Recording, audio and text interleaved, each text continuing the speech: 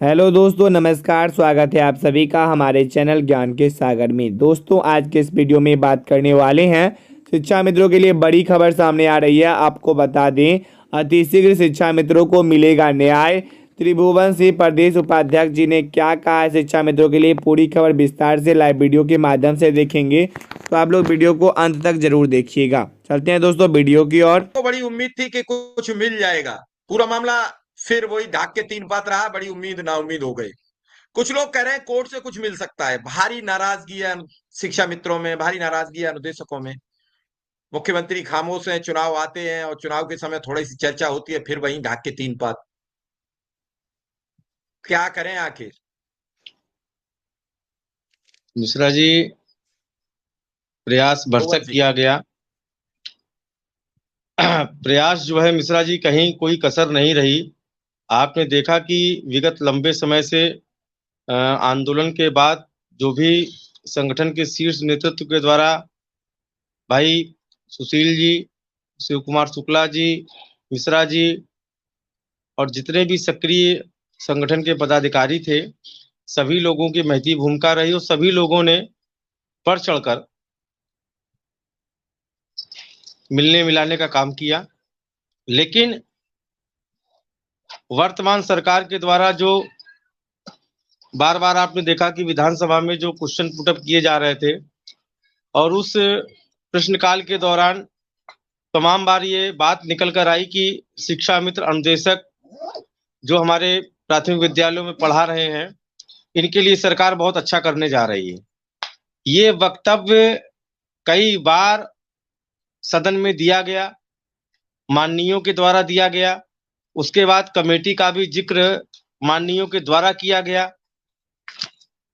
जिसपे आपको बता दें कि संगठन ने केवल और केवल उस व्यवस्था को पटरी पे लाने के लिए भरसक प्रयास किए।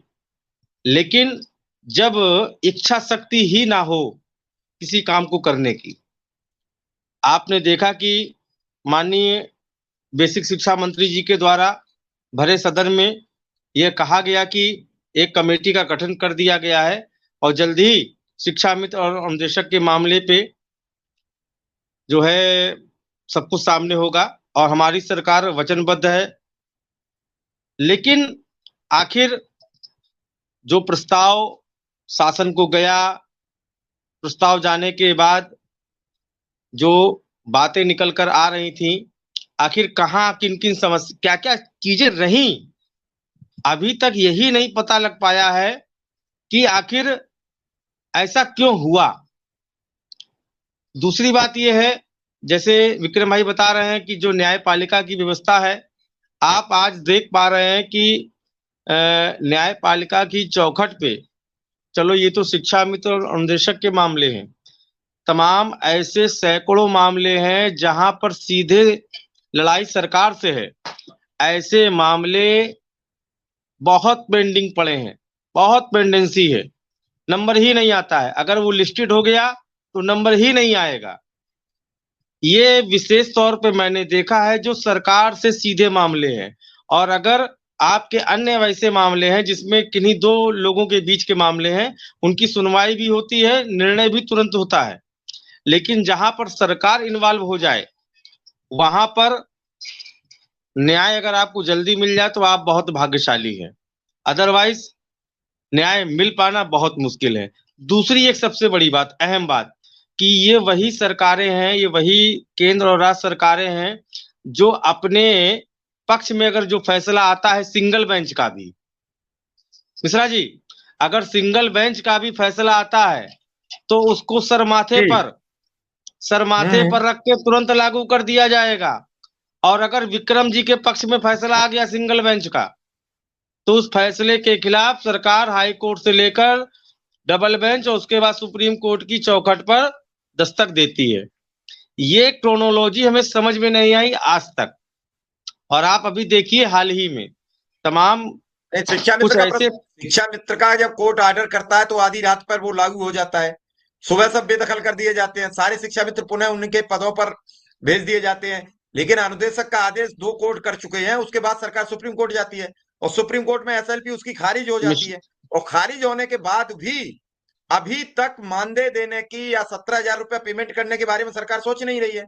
कोर्ट ऑफ कंटेम्प्ट की आज तारीख थी, उसी तारीख को लेकर मैंने जिक्र किया कि इलाहाबाद में आज सुनवाई में क्या हुआ, तो विक्रम सिंह बता रहे हैं कि केसों की पेंडेंसी इतनी थी कि केस सुनते सुनते रह गया।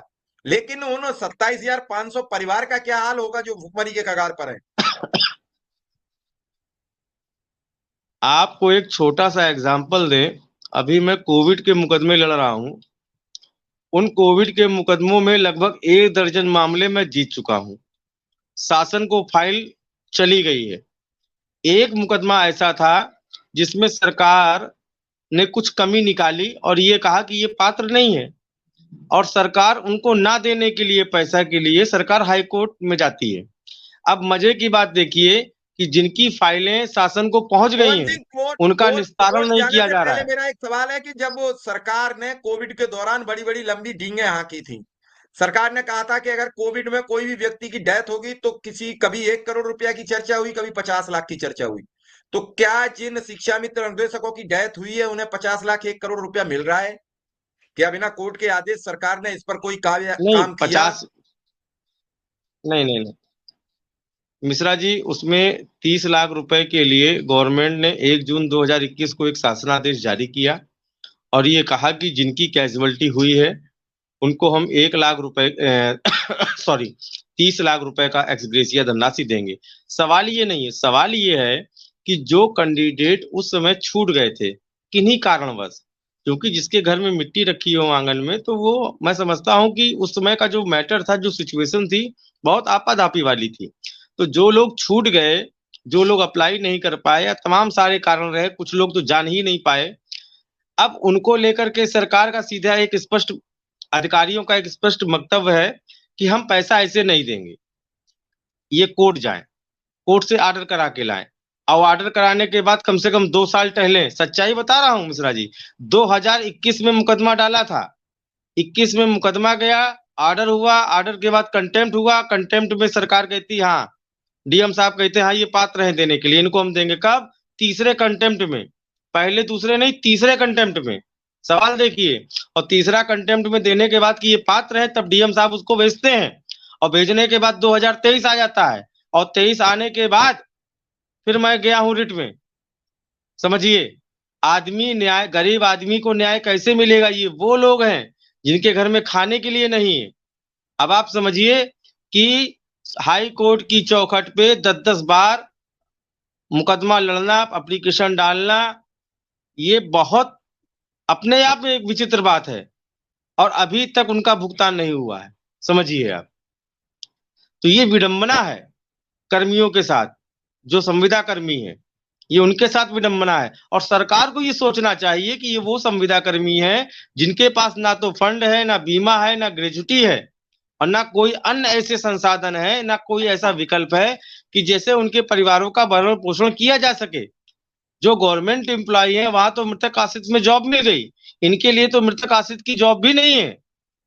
तो मैं समझता हूं ऐसी कंडीशन में राज्य सरकार और शासन और जिले स्तर के अधिकारियों को तुरंत चाहिए कि अगर कोर्ट का ऑर्डर हो गया है, डायरेक्शन हो गया है, तो उस पर तुरंत पालन करना चाहिए। लेकिन क्या करें, विडंबना है, सरकार जब ऐसे लोगों को पैसा नहीं दे रही है, जो लोग जिन्होंने अपनी जान की बाजी लगाकर उस समय चुनाव का कार्य किया, तो तमाम सारे ऐसे मामले हैं, तमाम सारी ऐसी बातें हैं जो जिनको समझना होगा। और रही बात कि संगठन अब क्या करेगा, क्या होगा, चुनाव आचार संहिता लग गई, तो चुनाव आचार संहिता के बाद पुनः एक जोरदार तरीके से प्रयास किया जाएगा, और अगर जरूरत पड़ी तो संगठन पुनः आर पार की लड़ाई लड़ने के लिए बाध्य होगा। पुनः संगठन अगर चाहेगा